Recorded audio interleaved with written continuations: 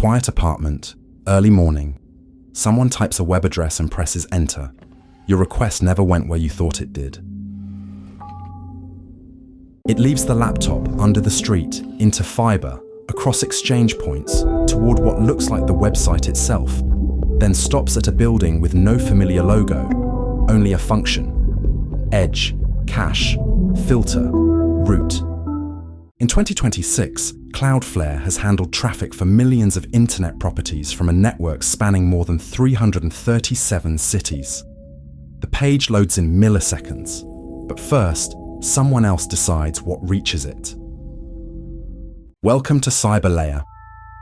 In this episode, Cloudflare becomes the hidden layer deciding which requests turn into pages, protections, or failures.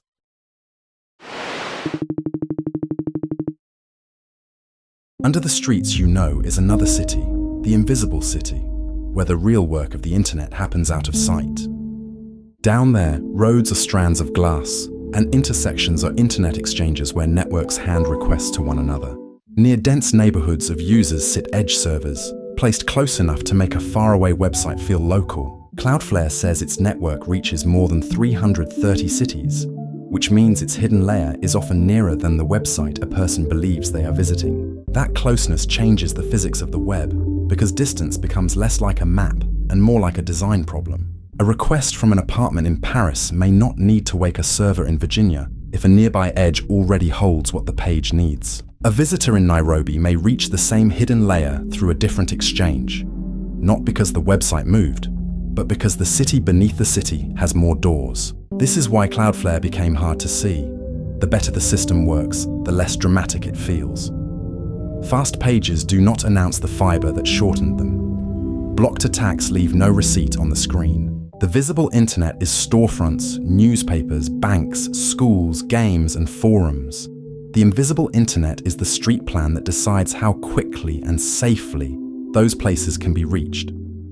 So who learned to build a city underneath everyone else's city? And why did the first bricks come from watching abuse?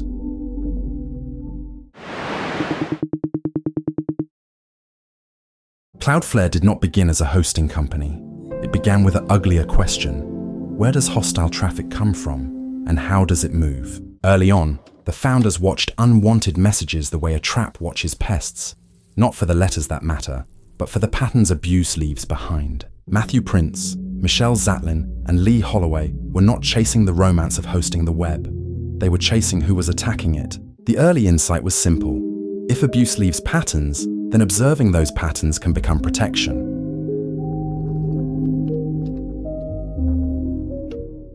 Spam fighting showed that malicious traffic was not random noise, but behavior with roots, sources, habits, and signatures. That mattered because small website owners were living in a world where going online also meant becoming a target. A blog, a shop, or a local newspaper could be probed, scraped, spammed, or flooded by machines it had never invited. The answer was not a badge on a homepage. It was architecture. Put protection in front of the site and let traffic pass through it first. They were not building a palace for one tenant. They were designing shared civic services that many storefronts on the web could use. That shift is the birth of Cloudflare's power and its invisibility, a machine for deciding which requests deserved to keep moving.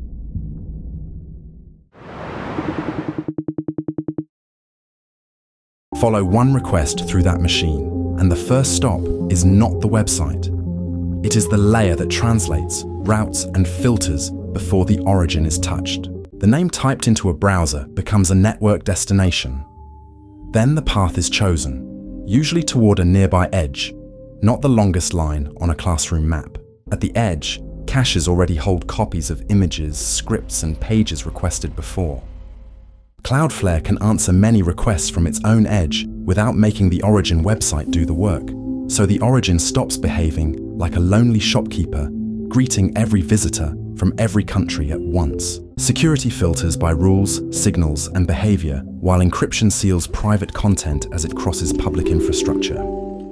Cloudflare is not usually the destination people name, but it can become the place where the journey is translated, shortened, filtered, remembered, and sent back.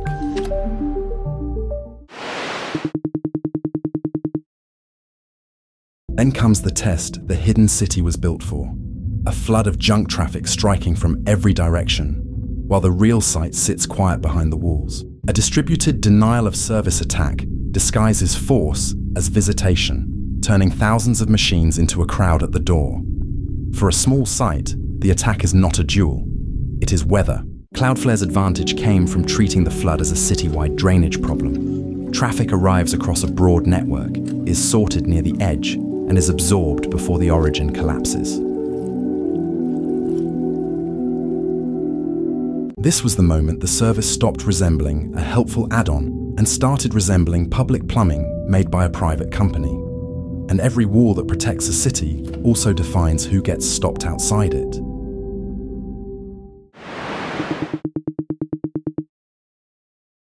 Once a company stands between users and websites, its quiet technical choices start to look like a switch connected to newspapers, forums, shops, and public services. Decisions about abuse filtering and reachability can become arguments about speech and power. Cloudflare has faced public controversies over who should receive protection and when service should end, because neutral plumbing becomes morally visible when the pipes serve harmful places. That is the central contradiction of the invisible city. It works best when no one thinks about it, but its importance demands attention precisely when something breaks.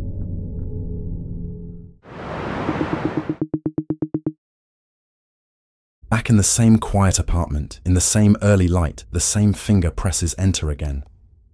This time you can name every step: DNS lookup, route selection, edge server, cache, security check, origin bridge. The page appears in milliseconds, and nothing in the apartment looks different. That is the design achievement and the democratic discomfort of Cloudflare. A private invisible layer can make the public web feel faster, safer, and more reachable without ordinary users knowing they entered it. The company nobody notices has become one of the reasons the web still feels like it is simply there. The internet was never just websites. It was always the invisible infrastructure between them. Built to decide, in milliseconds, what the internet becomes: a cached page, a clean connection, a blocked flood. Cloudflare did not replace the web's famous destinations. It occupied the space between them.